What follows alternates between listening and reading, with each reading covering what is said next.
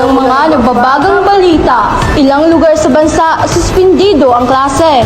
Mga residente sa Albay, inilikas dahil sa Bulkang Mayon. Tang ng Pilipinas, patuloy ang pagtaas. Magandang araw Pilipinas, ako po si Daryl May P. Garcinego.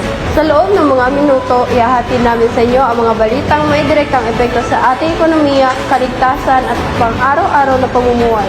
Ito ang Balitang Bayan. Magandang araw rin po, ako naman si Jurish M. Lumapay. Sama-sama nating alamin ang limang pangunahing balita mula sa iba't ibang panig ng bansa kasama ang showbiz at sports update. Unahin natin ang balitang patuloy ng pagtaas ng utang ng Pilipinas. Ayon sa Bureau of Treasury, umabot na ito sa 17 bilyong piso. Marami ang nagtatanong kung paano ito makakaapekto sa ekonomiya at mamamayang Pilipino. At para sa ibang impormasyon at mas malalim na paliwanag, narito si Lawrence Banwa. Magandang araw, Garcinego at Lumapay.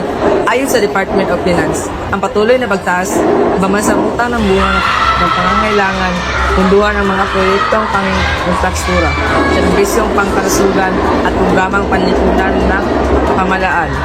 Dagdag pa ng mga opisyal, sinisiguro ng mga gobyerno na ang noutang na pundo ay ginagamit sa mga proyektong may pamatagalang benepisyo sa ekonomiya. Gayunpaman, nananawagan ng ilang eksperto na mas mahirap sa pagkakasiwa upang maiwasan ang labis na pagkakansin sa sunod na henerasyon.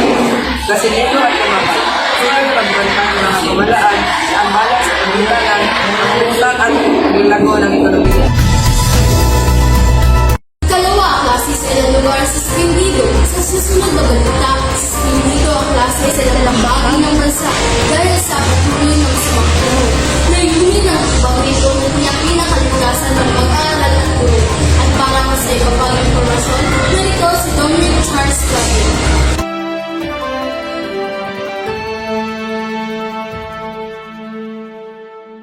Magandang araw, Lumapay. Pinatupad ang class suspension sa ilang probinsya matapos makaranas ng tuloy-tuloy na pag-ulan ng nagdulot ng baha at landslide sa ilang lugar. Ayon sa lokal na pamahalaan, patuloy nilang minomonitor ang lagay ng panahon at handa silang magpatupad ng karagatang hakbang kung kinakailangan. Pinapayuhan ang mga magulang na huwag munang palabasin ang mga anak at manatiling update sa mga anunsyo ng kanilang LGU. Lumapay, uunahin isaalang-alang na pamalaang ang kaligtasan ng mga mag-aaral habang patuloy ang masamang panahon.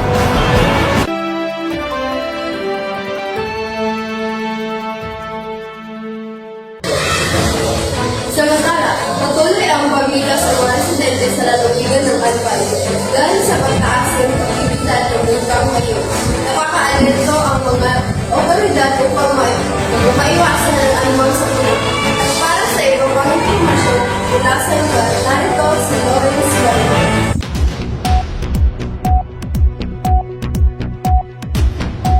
Nananatili sa alert ang Bulkang Mayon matapos may tala ang pagbuga ng puso at lava flow sa ilang bahagi nito. Dahil dito, libo-libong residente ang pamansamantalang inilikas at dinala sa evacuation center. Ayon sa Ibox, patuloy ang kanilang pagbabantay sa bulkan at maring ibo. Pinababawal ang pagpapasok sa permanent building. Patuloy namang nagbibigay ng tulong ang lokal na pamahalaan sa tadong pamilya, kabilang ang pagkain at serbisyong medikal. Mula sa mga seryosong balita, lumako naman tayo sa mundo ng alibay. Sa showbiz, may mga bagong kaganapan na pinag-uusapan ngayon ng publiko mula sa pagpasok ng mga bagong artista hanggang sa tagumpay ng mga Pilipino sa international talent. Jane De La Cruz, official na ikinakilala bilang bagong artista ng kilalang F-Frequency. Magandang araw guys! Opisyal lang inulunsad ng isang kilalang talent agency ang kanilang bagong artista na si Jane De La Cruz. Ayon sa kanila, dumaan si Jane na matinding training sa acting, singing at dancing at inaasahang maging bida sa mga upcoming teleserye at pelikula. Patuloy na excitement ang fans sa social media at inasahang marami ang subaybay sa kanyang mga proyekto ngayong taon. Kahit malinaw na ang mga debut ni Jen ay pinaghahandaan na sa acting, singing at dancing at inaasahang maging bida sa mga upcoming teleserye at pelikula.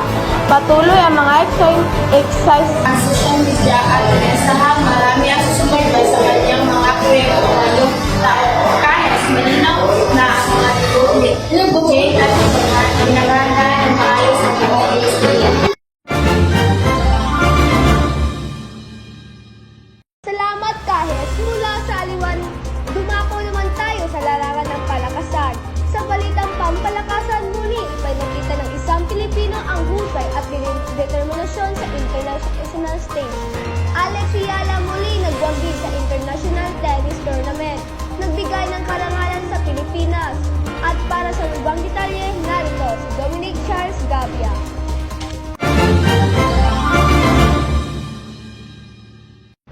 Magandang araw, Sanchez. Nagwagi si Alex Yala, ang kilalang Pinay tennis star, sa isang international tournament matapos makita ang kanyang galing at disiplina sa laro. Ayon sa kanyang coach, ang panalo nito ay patunay sa kanyang pagsusumikat at determinasyon at nagsisilbing inspirasyon sa kabataan na mangarap para sa bansa. Inaabangan din ang kanyang susunod na laban sa mga darating na buwan. Sanchez, tunay nang ipinagmalaki ng Pilipinas si Alex Yala.